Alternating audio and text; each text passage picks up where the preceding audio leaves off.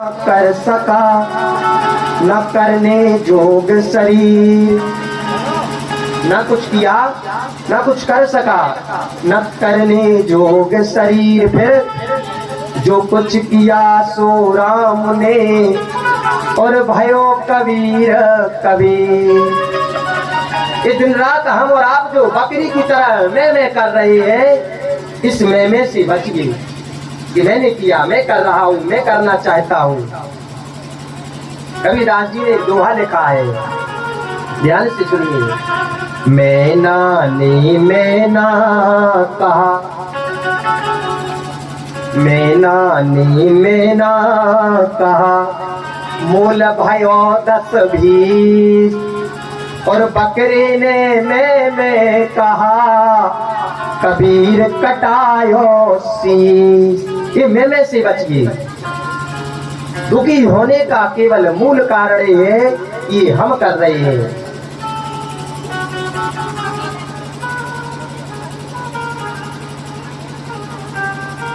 देखिए, मैना ने मैं ना कहा, नहीं कहा, फिर भी उसका मोल हो गया करने के लिए। और बकरे ने मैं कहा, और कबीर कटायो शीश। इस मैं से बची कि हम कर रहे हैं। एक बड़े अच्छे साधक हैं भिक्षु जी महाराज, गीता कुटी हरिद्वार में उनका गीता आश्रम है, गीतानंद आश्रम। प्रातः स्मरणीय गीतानंद जी महाराज उनका उपनाम था। भिक्षु जी अब तो नहीं रहे सरकार। उनकी एक रचना है, वो पूछते भैया, अरे बता तेरे मुख को, अरे बता तेरे मुख को कौन बोलता है। ये मुख बोलता है या तू बोलता है। ये मुख बोलता है या तू बोलता है।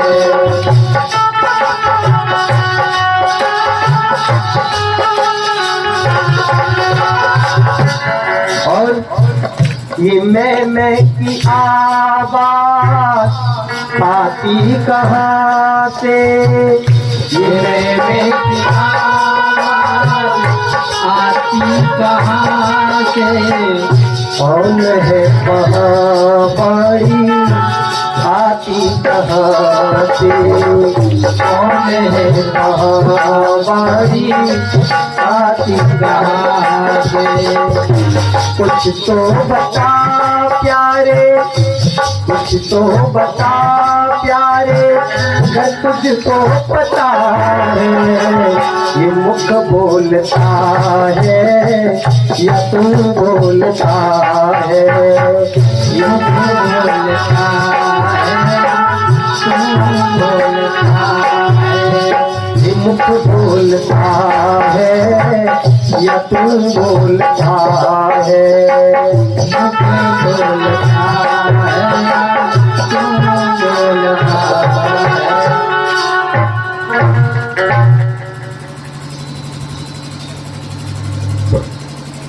ये मुख बोलता है या तू बोलता है। बुद्धिमान व्यक्ति को क्या करना चाहिए? कार्य करने से पहले जो कार्य कर रहे हैं उस कार्य को प्रभु को सौंप देना चाहिए। आपन तेज समारो आप है प्रभु। अपना तेज आप ही संवारिए, हम कुछ नहीं जानते, हम तो मात्र निमित्त हैं। लक्ष्मण जी ने निषाद राज को बहुत समझाया। उसके बाद जो परमार्थी है और अपने धर्म पूर्वक कर्तव्य का पालन करने में लगे हुए हैं, जो भगवान के चरणों में प्रेम लगा कर बैठे हैं, वो इस मोह रूपी रात्रि में जाग रहे हैं। निषाद राज जी को परिचय बताया राम जी का। लक्ष्मण भैया ने कहा, निषाद राज, राम जी जीव नहीं है। राम जी कौन है? राम जी ब्रह्म है। राम ब्रह्म परमानंद रूपा। कौन है राम जी? ब्रह्म है। निषाद राजगुरु ने बताया कि राम जी ब्रह्म है। देखिए, पर निषाद राजगुरु इस बात को नहीं समझ पाए। इस बात को कौन समझ गए? केवट भैया। केवट भैया रात्रि में वहां पर पहरा दे रहे थे, और जैसे ही केवट भैया ने सुना राम ब्रह्म परमानंद रूपा, राम जी भैया समझ गए, केवट भैया समझ गए कि राम जी भगवान हैं। खड़े खड़े केवट ने पूरी बात सुन ली, और क्या सुन ली कि राम जी जीव नहीं, राम जी ब्रह्म है, और राम जी के चरणों में प्रेम करना असली परमानंद है। अब केवट सोचने लगे कि मैं इस अवसर को हाथ से जाने देने वाला नहीं हूँ। सवेरा भैया निषाद राजगुरु के पास जाकर केवट ने कहा, प्रभु मुझे आपसे एक आशीर्वाद चाहिए। निषाद जी ने कहा, कहिए केवट। केवट जी ने कहा, पूरे नगर में डुगडुगी बजवा दीजिए आप। आज गंगा के तट पर मुझे छोड़कर कोई नाविक नहीं जाएगा। केवट जी बोले, राम जी आज हमारी नाव में बैठकर गंगा के उस पार जाएंगे। निषाद राजगुरु बोले, ठीक है, इसमें कौन सी बड़ी बात है। अरे तुम्हारी नाव में राम जी चले जाएंगे।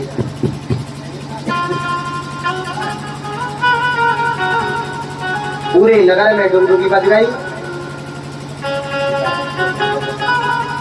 पूरे नगर में डुगडुगी बज गई कि आज गंगा के तट पर कोई नाविक नहीं जाएगा। और केवट जी गंगा के तट पर जाकर नाव को ले जाकर बीच गंगा जी में खड़ा कर दिया। केवट जी ने,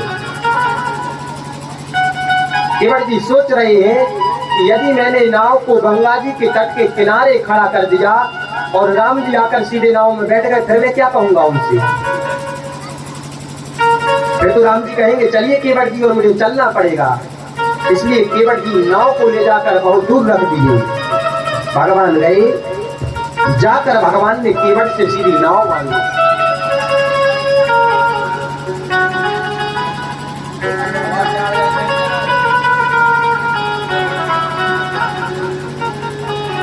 भगवान ऐसे गंगा के तट पर दूर खड़े हैं, और केवट भैया उधर बीच गंगा जी में खड़े हैं। प्रभु ने कहा, मांगी नाव ना केवट आना, मांगी नाव ना केवट आना। भगवान ने नाव मांगी पर केवट नहीं आ रहा है। केवट कह रहे हैं, प्रभु कहीं तुम्हारा मरम में जाना,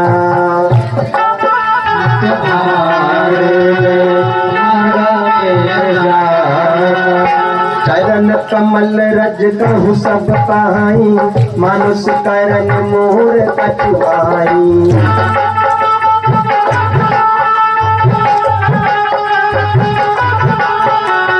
सुवत सिला भी नारी सुहाई, पहन पे न काट आई।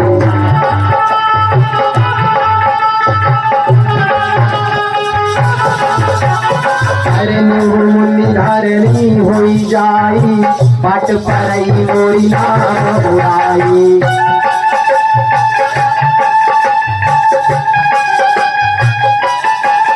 और कहे राम जी, जय प्रतिपालऊ सब परिवारू, जय प्रतिपालऊ सब परिवारू, नहीं जानो कछु और कबारू। प्रभु पार अवश्य गाता हूँ, पद पदों में पखारन पाऊं।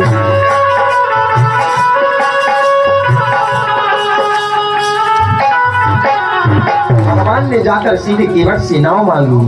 मांगी नाव, और केवट जी न केवट आना।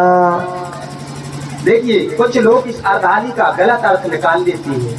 निवेदन कर रहे हैं आपसे, ऐसा नहीं है। इसका अर्थ ये हुआ, कुछ लोग कहते हैं मांगी नाव ना, राम जी ने नाव नहीं मांगी और केवट आना, केवट जी लेकर आ गए। ये गलत बात है, लेकिन चौपाई कह रही है मांगी नाव, राम जी ने नाव मांगी, न केवट आना। लोग गलत अर्थ निकाल देते हैं। कैसे? मान लीजिए हमारे घर कोई आया, उन्होंने कहा पिताजी से मिलना है, पिताजी स्नान कर रहे हैं। हमने कहा पिताजी अमुक व्यक्ति आए हैं। पिताजी ने कहा रोको मत, जाने दो। पिताजी ने क्या कहा? रोको मत जाने दो।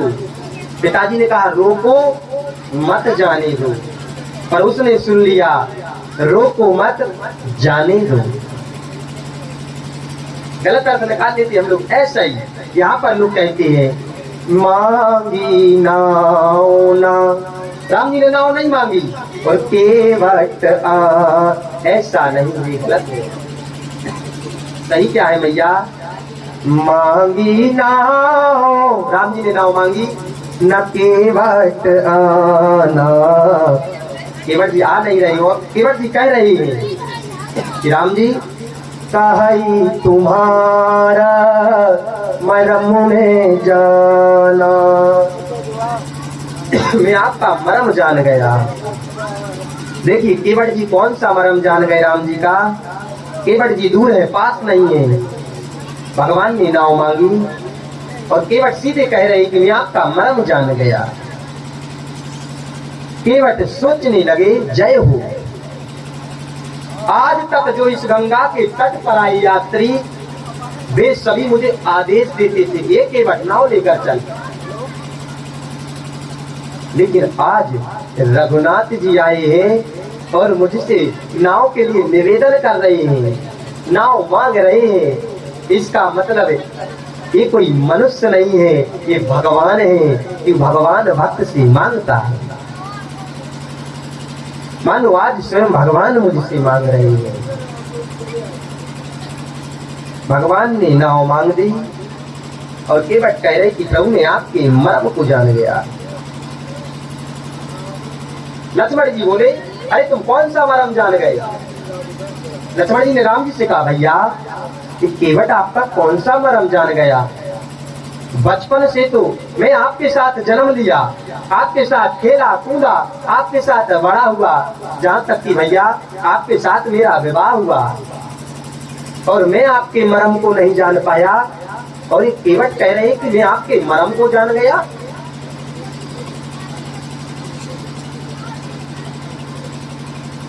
लक्ष्मण जी बोले अरे इसमें जानने वाली कौन सी बात है?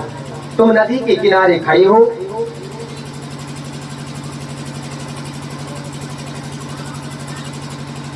हम लोग नाव मांग रहे हैं, इसका मतलब हम गंगा जी के पार जाना चाहते हैं। सीधा सा तो अर्थ है। इसमें जानने वाली कौन सी बात है? तुम क्या जान गए मेरे भैया का मरम? केवट जी बोले यही तो बात है, जो मैं जान गया हूँ वो आप नहीं जान पा रहे लक्ष्मण भैया। कि वही राम जी हैं जिन्होंने 3 पग के भीतर 3 लोक और 14 भुवन को नाप लिया था। तीसरा पग रखा भी नहीं थे, 2 पग में 3 लोक और 14 भवन को नाप लिया था। और वही राम जी आज मुझसे आकर नाव को मांग रहे हैं। एक नाव से नदी पार करने नहीं आए हैं लक्ष्मण भैया। लक्ष्मण जी बोले क्या करने आए मेरे भैया से? केवट जी बोले आज ये नदी और इस नौका का माध्यम बनाकर इस केवट को अपना चरणामृत पिलाने आए हैं। केवट को अपना चरणामृत पिलाने आए हैं, इसलिए राम जी यहाँ पर आए हैं। और इसी मरम को मैं ठीक से जान गया हूँ। कहीं तुम्हारे मरम में जाना, केवट जी कहते हैं जिसके पांव से गंगा जी निकली हैं और जिस गंगा को शंकर भगवान अपने सिर पर धारण किए हैं, उस गंगा को मुनि लोग कहते हैं कि वे तीनों लोक का उद्धार करने वाली है। ये वही पांव हैं जिनका दर्शन करके मुनि लोग जोगी वृंद नाना प्रकार के साधन करते हैं, तपस्या करते हैं। ये वही पांव हैं। और केवट जी कह रहे हैं खोए हो न पठावनी, ये कवितावली का पद है, गोस्वामी जी ने कवितावली लिखी। खोए हो न पठावनी के होए हो न हसाई के। इसलिए आज मैं अपनी मजदूरी खोने वाला नहीं हूँ और इस संसार में अपनी हंसी कराने वाला नहीं हूँ। यदि आज मैंने राम जी को बिना चरणों को धोए जाने दिया तो संसार के लोग मुझ पर हंसेंगे।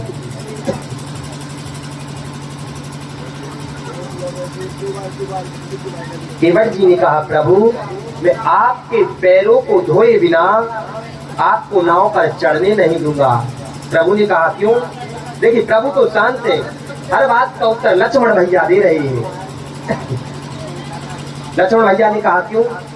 कहा पूछा मुनि है शिला प्रभु देखी। अरे जिस पत्थर को राम जी ने छू लिया वो शिला बन गई, वो नारी बन गई। और आज यदि राम जी मेरी नाव पर आकर बैठ गए और मेरी नाव स्त्री बन गई तो मैं घर जाकर क्या मुंह दिखाऊंगा अपनी पत्नी को? अरे जो घर में पहले से स्त्री है उसका तो मैं पेट भर नहीं पा रहा हूँ और एक और स्त्री आ जाएगी तो मैं उसको कहां से पालूंगा? और लक्ष्मण भैया एक बात और निवेदन करें कि राम जी के चरण छूने से जो स्त्री बनती है वो ब्राह्मणी बनती है। और यदि ब्राह्मणी स्त्री बन गई तो वो मुझसे कहेगी तुम दूर रहो केवट, मेरे खाने पीने का इंतजाम करो। और भैया यदि नाव स्त्री बन गई तो मेरे खाने पीने का जो इंतजाम है, रोजी रोटी की जो समस्या है वो मैं कहां से लाऊंगा? नाव मेरी रोजी रोटी है। पहले मेरे दादाजी ने इस नाव को चलाया, फिर पिताजी ने चलाया और इसी नाव को आज मैं चला रहा।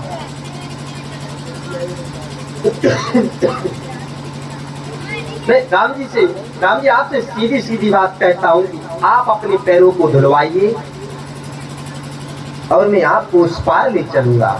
भगवान मौन खड़े हैं। केवट जी कही प्रभु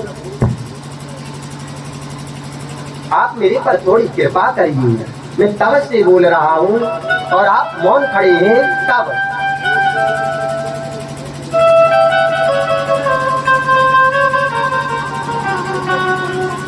केवट जी कह रहे हैं प्रभु पाँव धुलवा, प्रभु पाँव धुलवा की थोड़ी नजर कीजिए, पाँव धुलवा की थोड़ी नजर कीजिए, पाँव धुलवा की थोड़ी नजर कीजिए। आइए बैठिए फिर सफर कीजिए, आइए बैठिए फिर सफर कीजिए, पाँव धुलवा की थोड़ी नजर कीजिए, पाँव धुलवा की थोड़ी नजर कीजिए। और बोले प्रभु धो के चरणों की रज तृप्त हो जाऊंगा, धो के चरणों की रज तृप्त हो जाऊंगा, की साधनाओं में खो जाऊंगा, साध की साधना में खो जाऊंगा। मेरे पुरखों को प्रभु जी अमर कीजिए, मेरे पुरखों को प्रभु जी अमर कीजिए, पाँव धुलवा के थोड़ी नजर कीजिए, पाँव धुलवा के थोड़ी नजर कीजिए।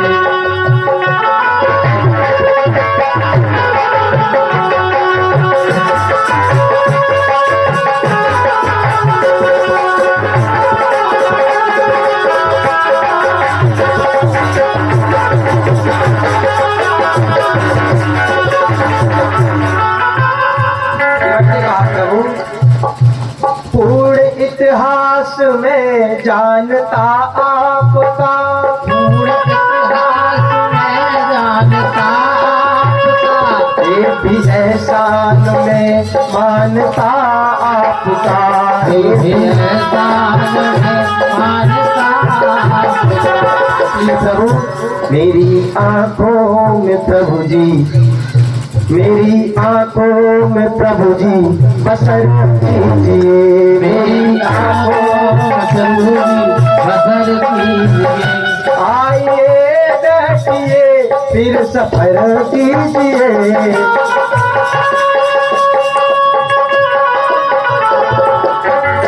पाँव धुलवा के थोड़ी नजर कीजिए, पाँव धुलवा के थोड़ी नजर कीजिए, पाँव धुलवा के थोड़ी नजर कीजिए।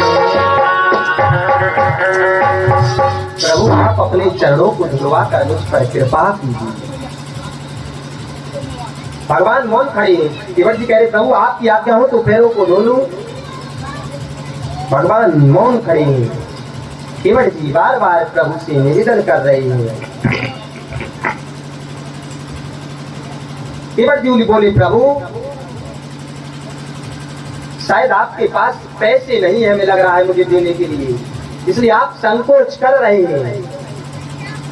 केवट जी बोले प्रभु चलिए मैं आपको इससे मुक्त करता हूँ, आपके पांव को धोऊंगा, नाव पर बैठाऊंगा और गंगा के उस पार पहुंचाऊंगा और राम जी मैं कसम खाकर कहता हूँ आपसे कुछ नहीं मांगूंगा, ऐसे ही आपको गंगा के पार उतार कर चला आऊंगा, कुछ नहीं मांगूंगा।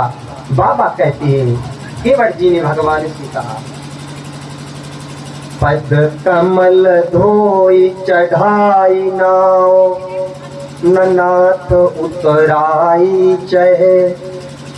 केवट जी कहते हैं प्रभु पांव धोकर आपको नाव पर चढ़ाऊंगा, गंगा जी के पार ले जाऊंगा, बदले में आपसे कुछ नहीं मांगूंगा। प्रभु मैं आपकी सौगंध और आपके पिताजी की सौगंध खाकर कहता हूँ। केवट भैया ने जैसे ही ऐसे कहा, लक्ष्मण भैया ने बाण को निकाला और कहा भैया मैं इसे अभी मार दूंगा, इसने आपकी और पिताजी की सौगंध खा ली। केवट जी बोले कितना सुंदर दृश्य है, एक भाई मौन खड़ा है और दूसरा भाई मारने को ललकार रहा है। बड़ा भाई नाव को मांग रहा है, दूसरा भाई मुझे मार रहा है। मैंने सुना लक्ष्मण जी आपके भैया का नाम जिसकी जीवा पर मरते समय आ जाए वह व्यक्ति मुक्त हो जाता है, आप मुझे मारिए। अरे राम जी तो मेरे सामने स्वयं खड़े हैं और गंगा जी का तट है, यदि आप मुझे मारेंगे तो मुझे नाम लेने की जरूरत नहीं है, जिसके मरने के समय स्वयं रघुनाथ जी सामने हो और गंगा मैया पास हो तो वो तो उसका तो उद्धार हो ही जाएगा, इससे अच्छा शुभ अवसर मुझे प्राप्त होने वाला नहीं है। केवट जी की इन अटपटी बातों को सुनकर सुनी के वट के बैन प्रेम लपेटे अटपटे बहसे करुणाए चितई जान की लखन तन। भगवान पिघल गए, बेहस पड़े। कृपा सिंधु राम ने कृपा करते हुए केवट जी से कहा केवट जी आप वही करिए जो आपको उचित लगे, आप शीघ्र जाइए, जल लाइए और मेरे पांव को पखारिए। बेगुआन जल पाए पखारू, होत विलम्ब उतार ही पारू। यहाँ पर केवट भैया ने जाकर अपने पूरे परिवार को बुलाया, पूरे गांव वालों को बुलाया और बुलाकर पहली बार केवट भैया जल भरने गए और रघुनाथ जी के एक पैर को पखारा और एक पैर को धोकर जमीन पर रख दिया। फिर केवट भैया जल लेने गए, लाए और दूसरे पैर को धोया। तब केवट भैया ने देखा ये रघुनाथ जी का पहला पैर तो गंदा हो गया। तब उन्होंने अपना पटका उतारा और पहले पैर को फिर से धोया और केवट जी ने दोनों पैरों को अपने पटके पर रख दिया और केवट जी ने यहाँ पर 2 बार जल पी लिया रघुनाथ जी के चरणों का। लक्ष्मण जी अत्यंत क्रोधित हैं। केवट भैया ने कहा, प्रभु आपकी आज्ञा हो तो एक बार और धो लो। प्रभु ने कहा, धोइए। लक्ष्मण जी ने कहा, क्यों धोना है एक बार और? बोले, मेरे घर वाले रह गए हैं अभी, मुझे तो चरणामृत मिल गया रघुनाथ जी का, मेरे घर वालों को नहीं मिला। केवट जी दौड़ कर जल लेने गए। तीसरी बार केवट जी ने रघुनाथ जी के चरणों को धोया और पूरे घर वालों को पिलाया। केवट जी बोले, प्रभु आपकी आज्ञा हो तो एक बार और धो लूं। लक्ष्मण भैया क्रोधित हो गए। राम जी ने कहा, धोइए। लक्ष्मण भैया बोले, किसके लिए धोना आप? बोले, आप तो चले जाएंगे और मुझे इसी गांव में रहना है। यदि मैंने गांव वालों को जल नहीं पिलाया रघुनाथ जी के चरणों का तो गांव वाले मुझे मार देंगे। प्रभु ने आज्ञा दी केवट को। केवट फिर से गया और जल लेकर आया। रघुनाथ जी के चरणों का जल लेकर केवट ने पूरे गांव को जल पिलाया। अब केवट सकुचा रहे हैं कि प्रभु एक बार और। लक्ष्मण जी धनुष बाण लेकर तैयार खड़े हैं। कहा, प्रभु आपकी आज्ञा हो तो एक बार, बस आखिरी बार। प्रभु ने आज्ञा दी। लक्ष्मण भैया ने कहा, अब किसके लिए धोना है? बोले, प्रभु मेरे पितर कब से राह देख रहे हैं कि मेरे कुल में कोई भगवान का भक्त जन्म ले और हमारा भी उद्धार कर दे। केवट भैया दौड़ कर गए, रघुनाथ जी के चरणों को धोकर अपने पितरों को जल अर्पित कर दिया। उसके बाद केवट भैया ने भगवान को नाव में बिठाया और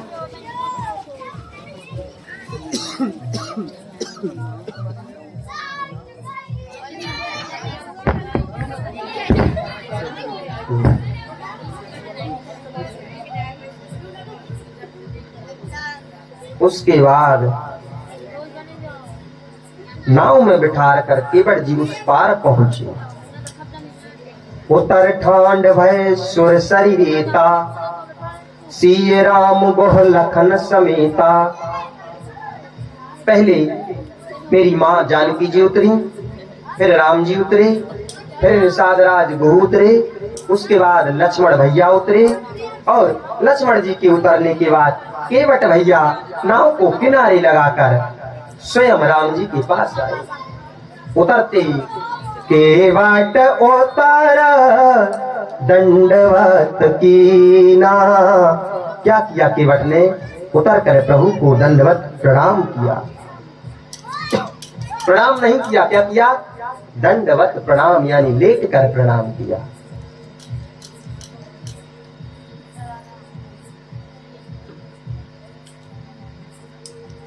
और केवट उतरी दंडवत कीना। केवट जी भगवान को दंडवत प्रणाम करते हैं।